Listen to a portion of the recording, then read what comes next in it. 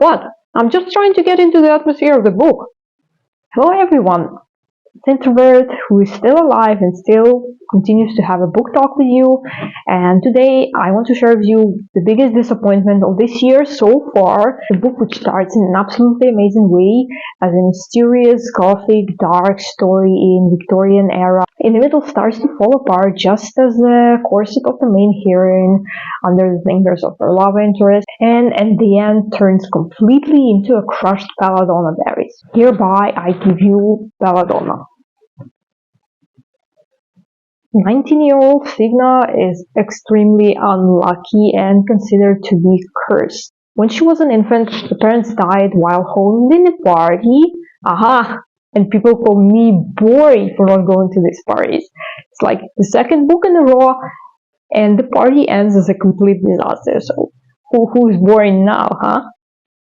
After her parents' death, Signa goes from a guardian to a guardian, and they also die all the time. Signa's eyes are of different colors, one blue and one golden, which also makes her look like possessed by devil. She can see and talk to ghosts, and she absolutely cannot die. She should have died like 100 times before the book even started, and she really puts a lot of effort into dying, but she never does. She just gets into the state when she can talk to the death himself and uses this time to mostly annoy him and complain. And this is how we meet Signa in the first place. She's eating belladonna berries to meet death and try to kill him so he wouldn't take away her current guardian, whom she hates, just because she's about to become adult and to inherit all her family possessions. But her guardian comes in thinking that Signa talks to the devil again, tries to stop her.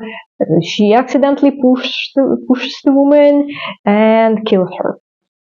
So yeah, Signa is not very good at planning, as we can see already. And now Signa has to go to a spooky mansion far away to meet her last alive relatives, to figure out the mother of the family actually died from a horrible unknown disease, and now her daughter Blythe is also sick. So everyone thinks it's just a disease, sickness, no one really can do anything about it, but Signa meets the ghost of the mother who tells her that actually she was murdered, poisoned, and soon the same will happen to Blythe. So Signa has to find the murderer before he can kill someone else. But most of the time, Signa doesn't really search for anyone. She meets some people for tea, studies etiquette to become a lady just like her mother was. Complains all the time that she cannot eat buns as much as she wants because ladies don't do that and she will put on weight. Complains that she cannot go to the ball and goes to the ball, and it just goes on and on. Signa is searching for the clues only when someone basically drags her to the necessary place, or to overhear important conversation, or shows her some books in the library. See anything? Any clues, Mr. Holmes?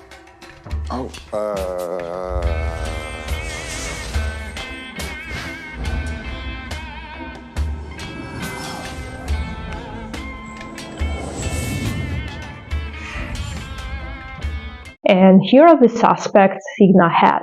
Elijah, father of the family, doesn't give a damn about anything after his wife's death. He just drinks and throws parties to make himself feel better, but also he claims that he can feel his wife's spirit.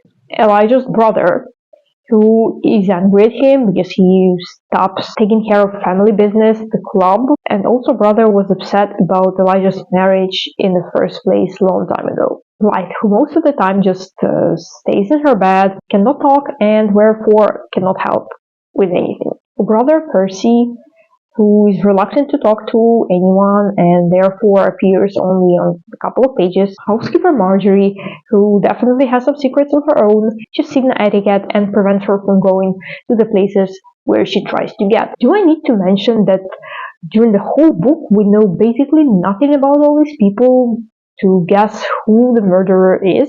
And of course we have a mysterious male character. Even two male characters, one is better than another. Grumpy and sarcastic servant Silas, who magically appears every time Signa is being damsel in distress. No one else in the house seems to notice Silas, and that's because there is some mystery behind this guy. And this secret is such a big of a secret that I figured it out immediately.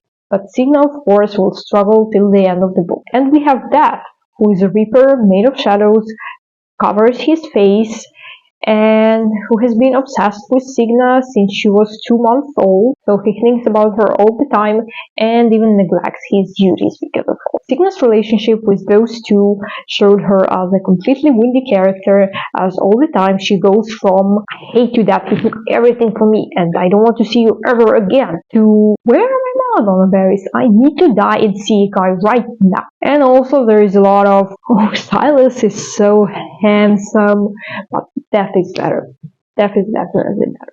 I mean, do you even know how Death looks? He's covering himself with shadows all the time. Does he even have a face? Have you thought of that, Signa? Or Belladonna destroyed all the remnants of brains you had? I was shocked how fast romance progressed in this book, how fast Signa gave up on being a lady. A couple of meetings with Death and she was ready to open her arms for his shadows because they were made for each other, obviously. This gave us some really strange, creepy moments with sex with shadows. Just don't ask me how it works. I don't know and I don't want to. But let's not be Signa and let's come back to our murder mystery. I wasn't surprised that eventually the murderer got so bored with Signa searching for him that he came out and gave a big speech about his reasons and motives, and it turned out that the author actually gave us some clues about motives and revealed some secrets, but none of those really led to the murderer himself, which I have to admit is quite convenient for creating shock content, because it doesn't matter who you will suspect. You will never guess. Basically, no chance to guess because there are no clues leading to the real murderer. I figured out who the murderer was just by accident because I was thinking to myself, who has less reasons to do this? And here he was. But of course, I'd like for the detective part of the book to be written in a better way. Of course, it turned out that murderer's problems would have been solved by ordinary conversations, but in this way, Signa and Death wouldn't have enough time for their 18 plus creepy moments, so that's what we ended up with. Murder number 1, aka accidental murder. Victim drinks the poison instead of the person for whom it was made, and the murderer continues to poison the victim because, well, she drank one portion already, so what does it matter? Why would I bother to go and find an antidote for her? I don't care about her anyway. Won't cry if she dies. Murder number 2, intended to strengthen family bonds by killing another family member, because, as we figured out already, who cares about those relatives anyway? Murder number 3, aka original murder, which never happened, because victim who could destroy murderer's life at any moment never receives any dose of poison. How is that even possible? Like, how incompetent can you be not to give a poison to the right person? Like, it was obvious you are poisoning another person. The person who posed a real threat was never at risk at all.